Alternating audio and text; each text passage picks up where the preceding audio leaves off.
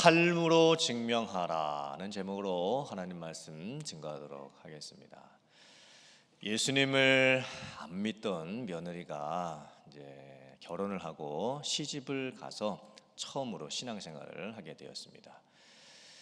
근데 그 며느리가 어느 날 목사님을 찾아가서 진지하게 물었습니다. 질문을 했습니다. 목사님, 저희 시어머니가 돌아가시면 천국 가시나요? 당연하죠. 그렇게 좋은 권사님께서 당연히 천국 가시겠죠. 목사님, 그러면 저도 죽으면 천국에 가나요? 그럼요. 이제 예수님을 믿게 되셨으니 천국에 당연히 가겠죠.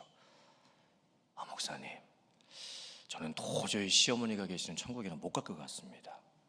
천국에 가가지고 영원토록 죽지 않고 시어머니 얼굴을 보면서 산다고 하니 요즘 제가 잠이 안 옵니다. 제 삶이 지옥입니다.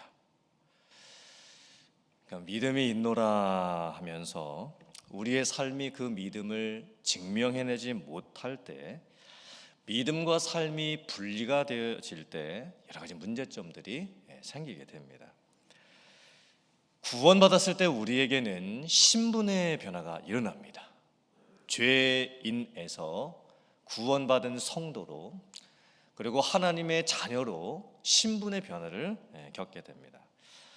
그런데 구원받고 난 후에 우리들의 삶 속에서 마음과 또 인격의 영역에서 변화가 일어나지 않는 것이 문제입니다. 교회에서 예배는 드리는데 의식적인 순서에 갖춰진 예배만 드릴 뿐이지 교회 밖을 나가면 여전히 옛날 삶의 방식과 옛날의 습관대로 살아가게 됩니다. 우리가 구원받은 것은 맞지만 구원받은 성도의 모습대로 살아가지 못하는 것이 문제가 될 수 있습니다. 그래서 저분이 교회 장로님이셨어? 저분이 교회를 다니시는 분이셨어? 라고 하는 그런 말들을 저희들이 듣게 되는 경우가 있습니다. 이것은 진정한 변화라고 할 수가 없습니다. 우리는 내 믿음을 삶으로 증명해낼 수 있어야 됩니다. 로마서 1장부터 11장까지는 믿음의 구원에 관련된 교리적인 진술이 나옵니다. 죄가 무엇인지, 믿음은 무엇인지, 구원은 무엇인지에 대해서 논리적으로, 체계적으로 신학적인 교리적인 진술을 하게 됩니다.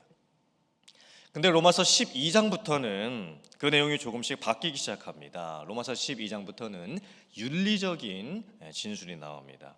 예수님을 믿고 난 후에 어떻게 살아야 하는지, 그리스도인으로서 세상 속에서 어떠한 모습으로 살아야 할 것인지, 삶 속에서 또한 이웃과의 관계 속에서 나라와 또 국민으로서 어떻게 살아야 하는지를 아주 실제적으로 또 구체적으로 말씀을 하고 있습니다. 오늘 말씀을 보면 너희 몸을 하나님이 기뻐하시는 거룩한 산 제물로 드리라, 이는 너희의 드릴 영적 예배다 말씀을 합니다. 영적인 예배가 무엇일까요? 영적인 예배는 삶으로 드리는 예배입니다. 그리고 산제사라는 것은 우리의 몸을 하나님이 받으실 만한 거룩한 산제물로 드리는 것입니다. 즉 우리의 예배는 교회 안에서 회중들이 함께 모여서 드리는 순서에 입각한 예배뿐만이 아니라 내 가정과 또 직장과 또 내 삶의 모든 영역에서 예수님을 믿는 사람의 모습으로서 살아가는 예배를 드릴 수 있어야 된다는 겁니다. 즉 영적 예배는 내 삶의 전 영역을 통해서 하나님께 드리는 예배입니다. 교회 바깥에서 우리는 예배를 드릴 수 있어야 됩니다. 우리의 말과 행동과 인격과 마음 속에 항상 예배자의 모습으로 살아갈 수 있어야 됩니다.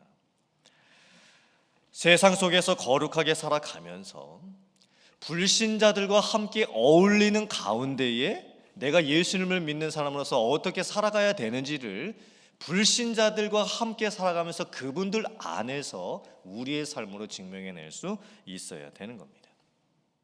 이 모습을 가장 잘 보여준 믿음의 선진들이 청교도들이었습니다.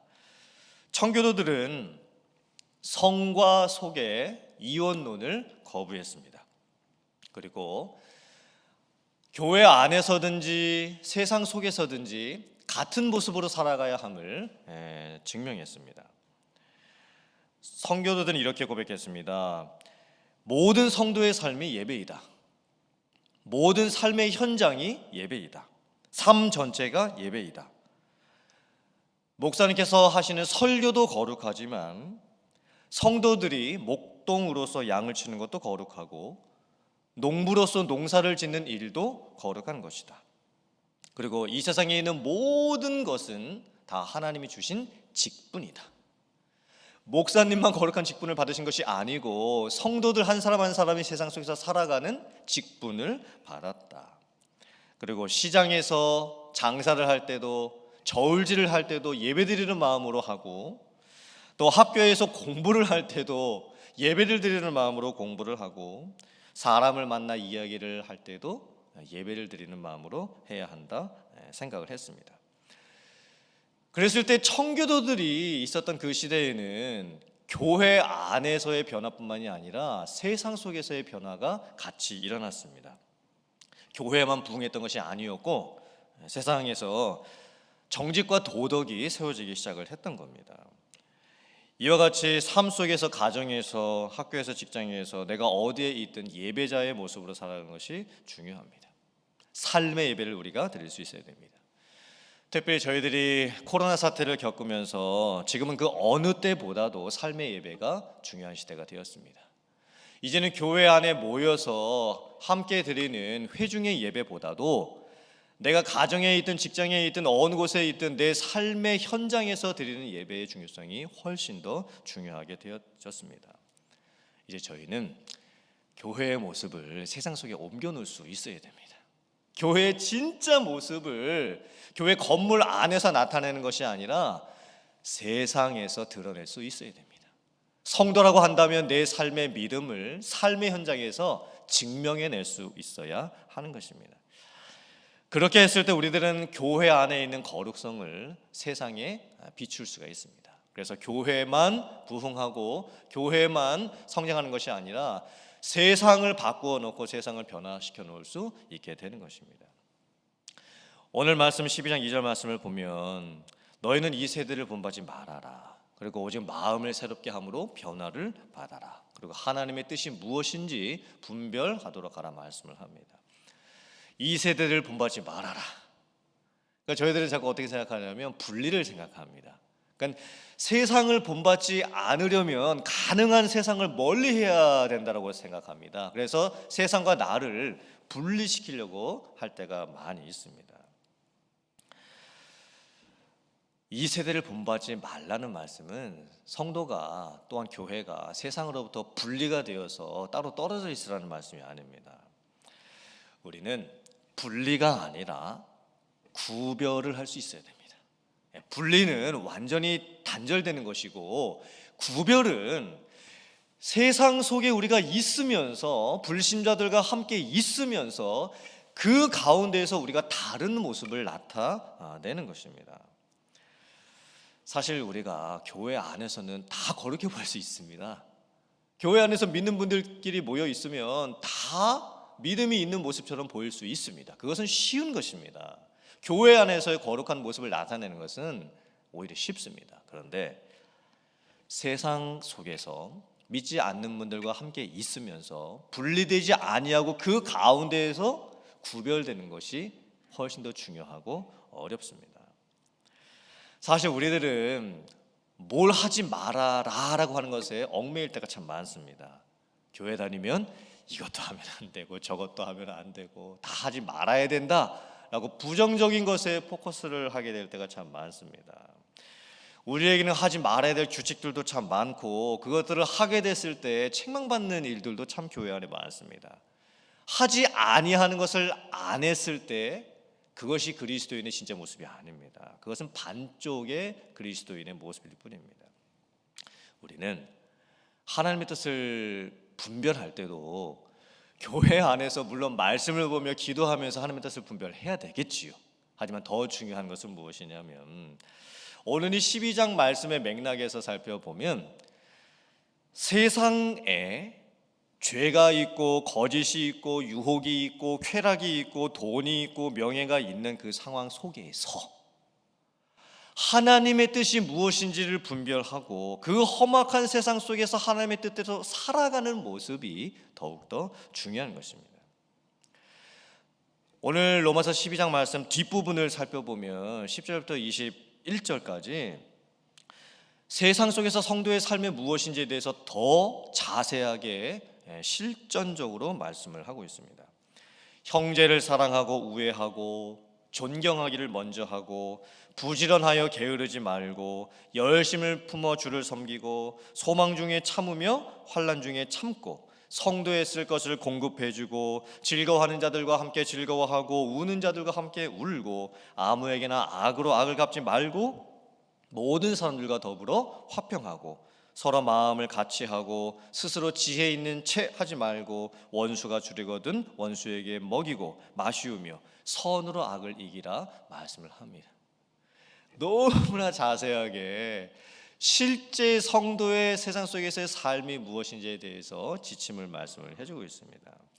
사실 이런 삶의 모습은요, 교회 안에서 찬양과 기도와 예배의 모습보다 더 어려운 것입니다. 하지만 이것은 명령으로 주어져 있습니다.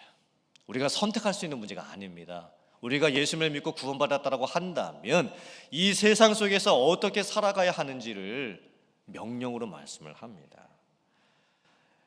이제는 삶입니다. 그리고 이제는 생활입니다.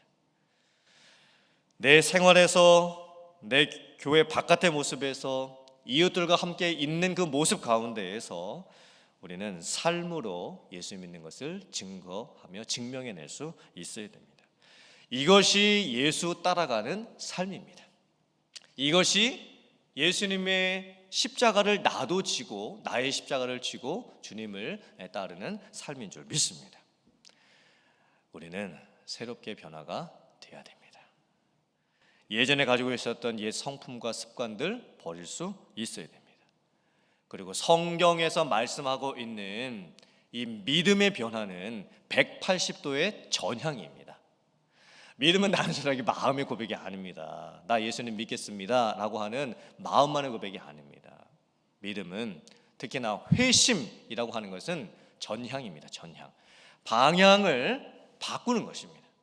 세상으로 갔던 방향에서 180도를 돌아서서 이제는 예수님만 바라보고 사는 것이 회심이고 구원받은 삶의 모습입니다.